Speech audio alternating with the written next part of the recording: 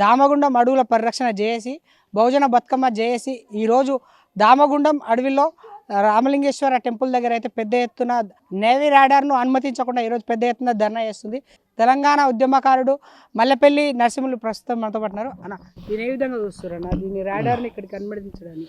ఇక్కడ రాడర్ రావడం అంటే మా ప్రాంతం మేము ఇక్కడ చిన్నప్పుడు మేము వికారాబాద్లో చదువుకున్నాం. ఇక్కడ రాడర్ రావడం అంటే మా ఎదల మీద గుదిబండ వేసినట్టే. ఎందుకంటే 29 ఈ రాష్ట్రంలో అతిపెద్ద అడవి, తెలంగాణ రాష్ట్రంలో అతిపెద్ద అడవి 2 అడవులు వికారాబాద్ జిల్లాలో ఉన్నాయి. ఒకటి అనంతగిరి కొండలు, రెండోది దామగుండం అడవులు, 2 ఆనుకొని ఉంటాయి. ఈ దామగుండం అడవులపైన ఎవరికి చెప్పపెట్టకుండా మరి గతంలో ఏం జరిగింది, దామగుండేశ్వర లింగ స్వామి ఉన్నది, ఇక టెంపుల్ ఉంది. ఆ టెంపుల్ దేవాదాయ శాఖ భూములను ఎవరు చెప్పపెట్టకుండా ఫారెస్ట్ కింద ఎట్లా మారింది? అసలు ఫస్ట్ ప్రశ్న ఎట్లా మళ్ళింది? అసలు ఈ దేవాదాయ శాఖ భూములు మార్చొద్దని రూల్ ఉంది.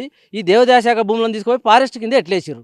మరి ఇది ఎవరు? దీని కథ చరిత్ర తప్పకుండా తెలుస్తుంది. ఇక్కడ నాయకులు కొంతమంది ఇదేదో మిస్గైడ్ చేయడానికి ప్రయత్నం చేస్తున్నారు. ఇది తెలియదు, ఇది దాని మంది తెచ్చి కూర్చొని పెడితే మేము లబ్ధి పొందుతాము, తర్వాత ఇది ఎవరైనా ఏం కావాలి అనుకుంటున్నాము. కానీ చరిత్ర క్షమించదు మిమ్మల్ని. తప్పకుండా చరిత్ర మీరు హీనులుగా మిగులుతారు. ఎందుకంటే తెలియక తప్పదు. దీని కారకులు ఎవరు, దీని కథ ఎవరు? ఇక్కడ జేఏసీ ఫామ్ అయింది. జేఏసీ మొత్తం ఉద్యమాన్ని మొదలుపెడుతుంది. మేము వస్తూ ఉంటే ఈ అడవులు చూస్తూ ఉంటే కొన్ని రోజుల తర్వాత ఈ అడవులు లేకుంటే ఏమంటే కొంచెం భయం వేస్తుంది, ఏడుపు వస్తుంది. ఏదో హైదరాబాదుకు ఈ చుట్టుపక్కల ప్రాంతానికి 30 గ్రామాల ప్రజలకు ఆక్సిజన్ సిలిండర్ లాగా 20-30 గ్రామాలు ఈ అడవి పైన రోజు జీవనోపాధి లింకు అడవులో మేకలు, గొర్రెలు, బర్రెలు, పండ్లు, కాయలు అమ్ముకొని బతికే వాళ్ళు దగ్గర 60-70 వేల మంది ప్రజలు ఇక్కడ జీవనోపాధి నడుస్తున్నది. మరి అట్లాంటి సందర్భంలో దేశంలో 11 రాష్ట్రాలు వ్యతిరేకించినాయంట ఈ రాడర్ వ్యవస్థను. 11 రాష్ట్రాలు వ్యతిరేకిస్తే తీసుకొచ్చి తెలంగాణ రుద్దడం ఏంది? దీనివల్ల ఫుల్ రేడియేషన్ అని చెప్తున్నారు. ఇక్కడ లోకల్ పబ్లిక్ అవేర్నెస్ చేయకుండా కేంద్ర ప్రభుత్వం కానీ రాష్ట్ర ప్రభుత్వం కానీ ఒక వ్యవస్థను, ఒక ప్రాజెక్టును పెడుతున్నప్పుడు ప్రజల్లో ఒక అవగాహన ఏర్పాటు చేయాలి. అట్లాంటిది ఏం చేయకుండా ఏదో ఒక రోజు గతంలో ఇప్పుడు ఉన్న ఎమ్మెల్యే గారు గతంలో వచ్చిరంటే సంతకాలు పెట్టి, ఇది ఏంది? ఇది మీ వ్యవస్థనా? మీ ఇంటి పైన ఏం చేస్తున్నారు రాజకీయ నాయకులారా? దేశం కోసం రక్షణ అవసరమే. ముమ్మాటికి మేము రాడర్కి వ్యతిరేకం కాదు. దయచేసి ఇక్కడ నుంచి కొంతమంది దీన్ని రాంగ్ మెసేజ్ దేశ వ్యతిరేకులు కాబట్టి మీరు రాడర్ని వ్యతిరేకిస్తున్నారని రాంగ్ మెసేజ్ పంపిస్తారు. రాడర్కు వ్యతిరేకం కాదు. మేము దేశ రక్షణ మేము ఖచ్చితంగా కోరుకునే వాళ్ళం.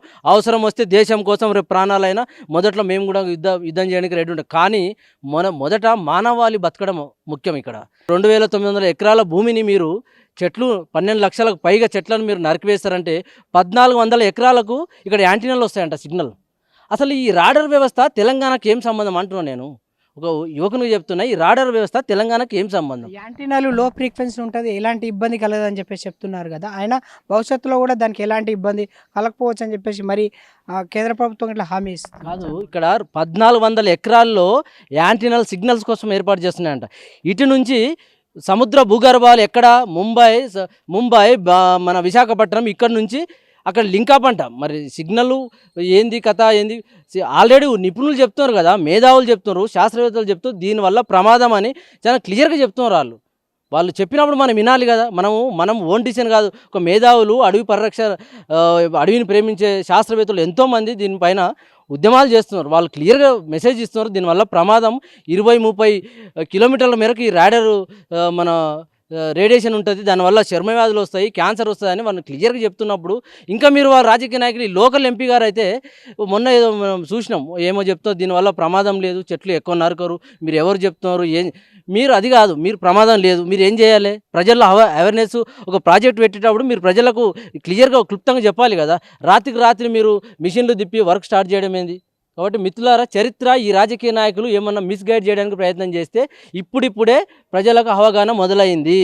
అవగాహన మొదలైన తర్వాత దీని బాధ్యులు ఎవరో గుంజుతారు. గుంజిన తర్వాత బలి అయిపోయేది రాజకీయ నాయకులు. ఈ జిల్లా ధర్మి కొట్టే రోజులు ఈ జిల్లా ప్రజలు తీసుకుంటారు. ఎందుకంటే ఈ అడవులు పోతే రేపు రాబోయే తరాలు, చిన్న పిల్లలు, స్కూల్కి పోయే పిల్లలు మన సిలిండర్లు పెట్టుకొని స్కూల్కి పోయే పరిస్థితి వస్తుంది. అట్లాంటివి పెద్ద పెద్ద వనమూలికలు ఉన్న అడవులను ఎత్తేస్తాము మాకు అంటే మరి మీకు ఏం లాభం ఉందో తెలియదు. కానీ దేశంలో 11 రాష్ట్రాలు వ్యతిరేకించిన దాన్ని తీసుకొచ్చి తెలంగాణకు రుద్దడం ఏంది? సముద్రం లింకప్ అయిన వ్యవస్థను సముద్రాల దగ్గర పెట్టుకోండి. సముద్రాలకు ఇంకా జాగలు లేవు ఎక్కడ సముద్రాల దగ్గర దగ్గర పెట్టుకోండి, కానీ సముద్రం ఒడ్డు ప్రాంతానికి ఎలాంటి సంబంధం లేదు ఈ వికారాబాద్ ప్రాంతం. తీసుకొచ్చి మా మీద రుద్దడం ఏంది? కాబట్టి మేము ఖచ్చితంగా యువకులుగా వ్యతిరేకిస్తున్నాం. తప్పకుండా దీన్ని లీగల్గా కావచ్చు, ఇంకే కావచ్చు, ఈ దామగుండం చేసి ఏ పిలుపు మేరకు వాళ్ళు ఏ పోరాటం చేస్తే మాలాంటి యువకులం మేము ఖచ్చితంగా ముందలుంటాం. ఏ విధంగా ప్రొటెస్ట్ చేస్తున్నా మీరు? ఏం లేదు, మేము ఇక్కడ దామగుండం చేసి వాళ్ళు లీగల్గా కూడా ప్రొసీడ్ అవుతున్నారు. వాళ్ళు లీగల్గా వాళ్ళు పెన్నుతోని పోరాడతామంటున్నారు. పెన్నుతోని పోరాడదాం. రాజ్యాంగంలో ఉన్నటువంటి హక్కును మనం కాలరాయకుండా మనం పెన్నుతోని పోరాడదాం. వాళ్ళు గన్నులతోనే వస్తారేమో, మనం పెన్నుతోని పోదామనే సిద్ధాంతాన్ని చేసి పెట్టుకున్నారు. అదే రూట్లో మాలాంటి యువకులు మేము ఖచ్చితంగా యువకులకు నేను ఈ చుట్టుపక్కల ఉన్న గ్రామ ప్రజలకు నేను విన్నపిస్తూ ఉన్నా. ఎక్కడి నుంచో వచ్చి మీ దామగుండ అడవులకు వచ్చారు ఈరోజు హైదరాబాద్కి వెళ్ళి. ఈ లోకల్ వాళ్ళు కనిపించకపోవడం కొంచెం బాధాకరం. అంటే వాళ్ళకి తెలివనిస్తలేరు. పొలిటికల్గా కొన్ని పార్టీలు ఒక పార్టీ ఏమో ఇది దేశ రక్షణ కోసం చేస్తున్నారు, దీన్ని వ్యతిరేకించొద్దని మభ్యపెడుతున్నారు. ఇంకో పార్టీ ఏమో ఇది మన రాష్ట్రం కోసం, మన జాబులు వస్తాయి. ఎక్కడ జాబులు వస్తాయండి? ఇక్కడ ఎవరికి జాబ్ వస్తుంది? ఇందులో ర్యాడర్లో ఎవరు పనిచేస్తారు? ఆ నెవీ ర్యాడర్లా ఏంది? సీమ కాదు కదా, వాళ్ళు చుట్టుముట్టు 2900 ఎకరాల చుట్టుముట్టు గ్రౌండ్ ప్రహారీ గోడ నిర్మిస్తారంట. వాళ్ళు చీమను కూడా లోపలికి అలౌట్ చేయరు వాళ్ళు. ఎందుకంటే వ్యవస్థ బయటికి లీక్ కావద్దు, దేశ రక్షణ సంబంధించిన వ్యవస్థ ఉండొచ్చు. దీంట్లో ఉద్యోగాలు సెక్యూరిటీ జాబ్ కూడా రాదు. కనీసం ఇప్పుడు అక్కడ వర్క్ నడుస్తుంది కదా స్టార్టింగ్లో, అక్కడ పనిచేసే వాళ్ళని అడిగితే రాజస్థాన్ వాళ్ళు అంటారు. కనీసం ఈ చుట్టుపక్కల ఊళ్ళకు కూడా పని కల్పిస్తలేరంటే ఎవరికి లాభము? ఎక్కడ తీసుకొచ్చి పెడుతున్నారు? మమ్మల్ని ఎందుకు బలి చేస్తున్నారని మేము ఈ రాజకీయ నాయకులను ప్రశ్నిస్తున్నాం. దీనివల్ల ఏం నష్టం జరగదు. ఆల్రెడీ దీనికి పూర్తి స్థాయిలో 15వ తారీఖు నాడు శంకుస్థాపన జరిగే విధంగా ముందుకెళ్తుందని చెప్పేసి మీరు నష్టం జరగదని చెప్తున్నారు. నష్టం జరగదని చెప్తే చాలామంది మేధావులు నష్టం అని చెప్తారు. పెట్టండి, చర్చ పెట్టండి. ఇదే అడవిలా కొంతమంది మేధావులతోని, మన కలెక్టర్లతోని, లేకుంటే ప్రొఫెసర్లతోని చాలామంది ఉన్నారు రాష్ట్రంలో. పెట్టండి, చర్చ పెట్టండి. ప్రభుత్వం చర్చ తీసుకోండి. చర్చ తీసుకుంటే ఇది కరెక్టా కాదా అని అక్కడ ప్రజా నిర్ణయం తర్వాత మీరు ముందుకెళ్ళండి. మీరు 15వ తారీఖు శంకుస్థాపన చేస్తారా, ఇంకేం చేస్తారా కాదు. ఇక్కడ ప్రజలు ఉద్యమానికి సిద్ధమయ్యారు. అట్లా మన శ్రీశైలం అడవులో ఎట్లా ఆగిపోయింది? తప్పకుండా ఆగిపోతుంది. మీ శంకుస్థాపనలు అటర్ ఫ్లాప్ అవుతాయి, మీ ఖర్చు వేస్ట్ అయితే. దయచేసి మేము రిక్వెస్ట్ చేస్తూ ఉన్నాం. మేము లోకల్ ప్రజలుగా చెప్తున్నాం, మీ ఖచ్చితంగా మీరు ఆర్డర్ని ఎదుర్కొంటాము. ఉండొచ్చు రాజకీయ లబ్ధి కోసమే ఉండొచ్చు అని మేము ఇప్పుడిప్పుడే కొంచెం రాజకీయ నాయకులు ఎవరెవరు సపోర్ట్ ఉన్నారు, దీని వెనకాల ఎవరు నడిపిస్తారు, ఇప్పుడిప్పుడే ప్రజలకు తేటతెల్లమవుతుంది. ఒకవేళ తేటతెల్లమైన తర్వాత ఈ రాజకీయ నాయకులు ఈ జిల్లాలో ఉండడం కష్టం. ఖచ్చితంగా తరిమి కొడతాం. ఎందుకంటే మీ వ్యక్తిగత విషయాల కోసం మేము ఎట్లా ఈ అడవుల చుట్టూ ఉండము. మేము హైదరాబాద్లో ఉంటాము, మాకు సంబంధం లేదు. మేము ఇక్కడ ఏమన్నా రాయేసిపోతామంటే తప్పించుకుంటే మాత్రం తప్పకుండా రేపు బలైపోయేది మీరే. మీ నుంచే మిమ్మల్ని వాస్తవాలు తెలిసిన తర్వాత మిమ్మల్ని తరిమి కొట్టడం ఇక్కడ నుంచే మొదలవుతుంది. చాలా మంది వరకు ప్రజలు అయితే స్వచ్ఛందంగా రావాలి, కానీ స్వచ్ఛందంగా వస్తలేరంటే వాళ్ళకి ఏదో బెనిఫిట్ ఉండి వస్తలేరని చెప్పేసి భావించవచ్చు. ఇప్పటి వరకు కొంచెం ఈ జేఏసీ ఏర్పడకన్నా ముందు వరకు కొంచెం జనాలు అవేర్నెస్ రానియకుండా కొన్ని పార్టీలు మభ్యపెట్టినాయి. ఇప్పుడు జనం స్వచ్ఛందంగా వస్తున్నారు. ఇక దీన్ని ఆపడం కష్టంగా. తెలంగాణ ఉద్యమమే మన రాష్ట్రం ఉద్యమకారులకు ఎగ్జాంపుల్. ఎంతమంది వ్యతిరేకించినా ఉద్యమం ఆగిందా? తెలంగాణ రాకుండా ఆగిందా? అదే ఎగ్జాంపుల్తో అడుగులు ముందుకేస్తాం. ఖచ్చితంగా ర్యాడర్ ఆగిపోవాల్సిందే.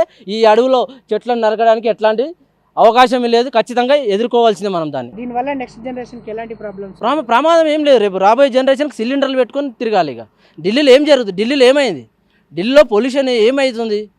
అదే పరిస్థితి మన హైదరాబాద్కి వస్తుంది, మన చుట్టుముట్టు ప్రజలకు ఉన్నది. ఈ ప్రాంతంలో ఎవరన్నా రోగం వచ్చుకుంటే ఈ చెట్ల కింద ఒక వారం రోజులు ఉండిపోతే ఈ వనమూలికల వాసనకు రోగం తగ్గిపోయే పరిస్థితి. అంత వేల వనమూలికలు ఉన్నాయి. ఎన్నో రోగాలు తగ్గించుకొని పోయే జనాలు ఇక్కడ వచ్చిపోతుంటే అట్లాంటి దాన్ని మీరు నాశనం చేస్తామంటే తప్పకుండా దీనికి మూల్యం చెల్లించక తప్పదు. కేంద్ర ప్రభుత్వం కావచ్చు, కేంద్ర ప్రభుత్వానికి సహకరిస్తున్న రాష్ట్ర ప్రభుత్వం కూడా మూల్యం చెల్లించక తప్పదు.